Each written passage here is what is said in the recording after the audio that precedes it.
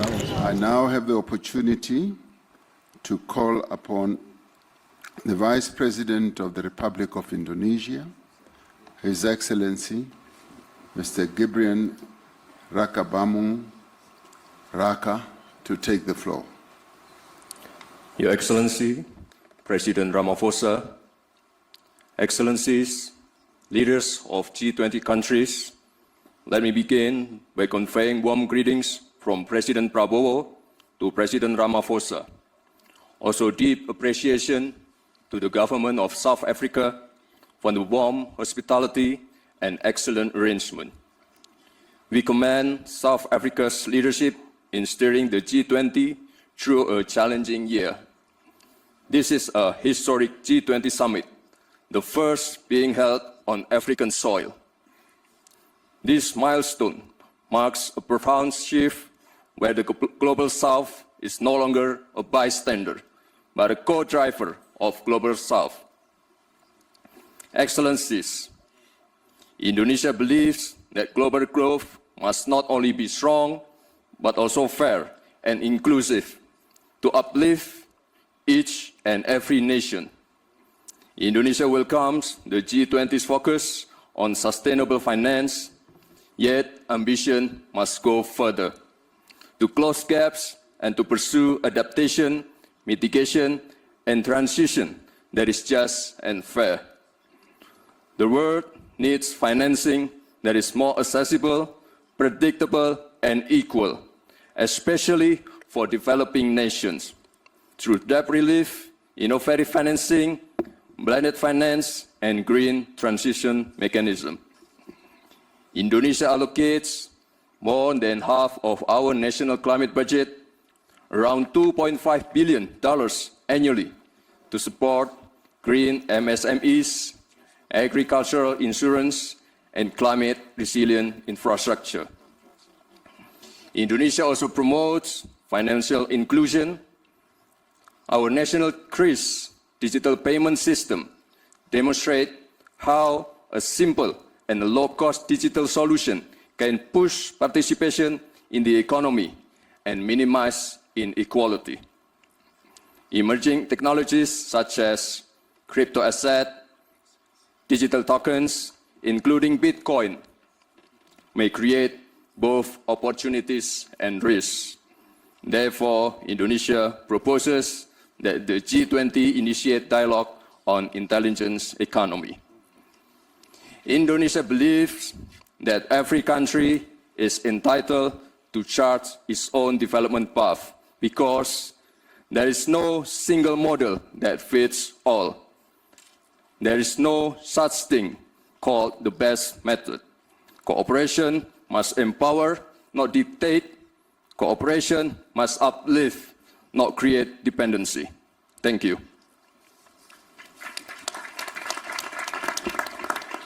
Thank you very much, Vice President.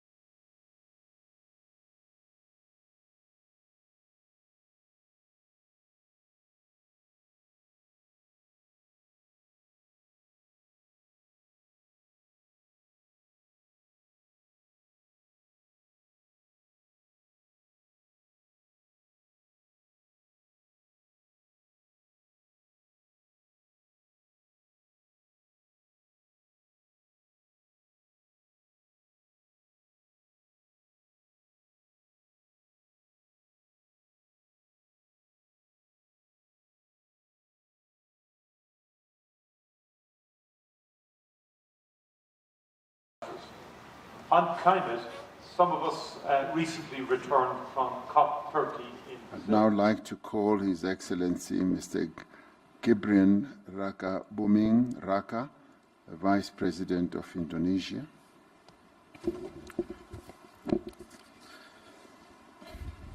Your Excellency, President Ramaphosa, Excellencies, leaders of G20 countries, in many parts of the world, crises are intensifying.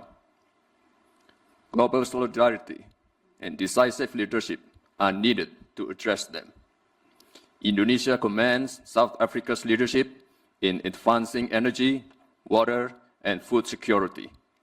For Indonesia, food security is not just an economic agenda, but a fundamental necessity for our people. For that reason, the President of Indonesia is focusing on the food security and free nutritious meals for 80 million students and pregnant women as strategic investment. That promotes the use of local products, empowering farmers and livestock breeders while expanding economic activity in many areas. On the other hand, as an island nation located in the Pacific Ring of Fire, Indonesia faces more than 3,000 disasters every year, from earthquakes, floods, to volcanic eruption. For Indonesia, resilience is not a slogan, it is a daily reality. Drawing from these experiences, Indonesia promotes the concept of sustainable resilience, a framework in which human development, economic growth, and environmental protection can advance in harmony. Excellencies, today's disasters are not only natural, many are the results of human action. We see this in Gaza, Ukraine, Sudan, and the Sahel, and many other regions, where conflicts reduce homes to rubble, deprive people of hopes and livelihood.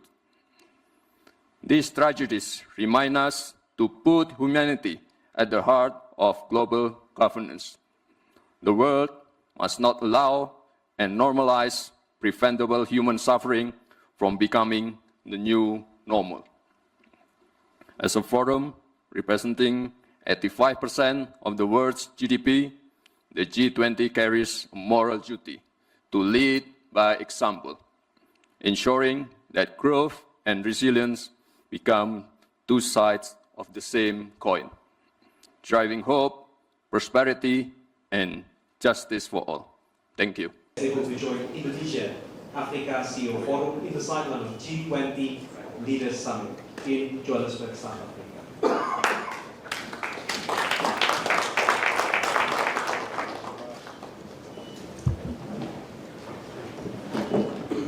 A very warm welcome to commence the high-level segment. Good afternoon, everyone.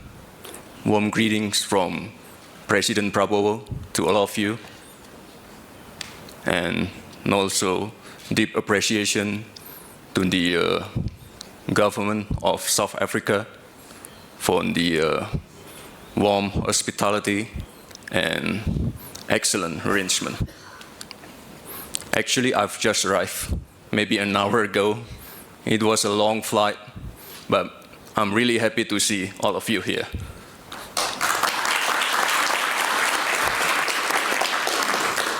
And I think this is a huge step to strengthen our relationship, and our commitment to expand collaboration with Africa remains very strong. With collaboration, the emerging economies can shape the future. Global growth must not only be strong, but also fair and inclusive. The visit of President Ramaphosa a few weeks ago to Indonesia reflects deep cooperation between the two countries. Both presidents agreed to have visa-free entry. So I think this is good news for all of you. No more visa. And also to push trade and investment on agriculture and energy. Indonesia also committed to expand outbound investment in South Africa. South Africa is our strategic partner and gateway to the African market. At the same time, Indonesia also offers industrial capacity, human resources, manufacturing network, technology, and entry to ASEAN market. The launch of Indonesia and South Africa High-Level Business Council demonstrate how government and private sector can work together. I also welcome the signing of MOU on strategic industry today. I hope this will bring great benefits for both countries. In closing, I want to emphasize on our commitment to improve investment and economic cooperation with Africa. So if there are any issues, please inform us. Here with me is one of our best ministers, vice ministers, and ambassadors, and of course, our friend from Kadin, Indonesia.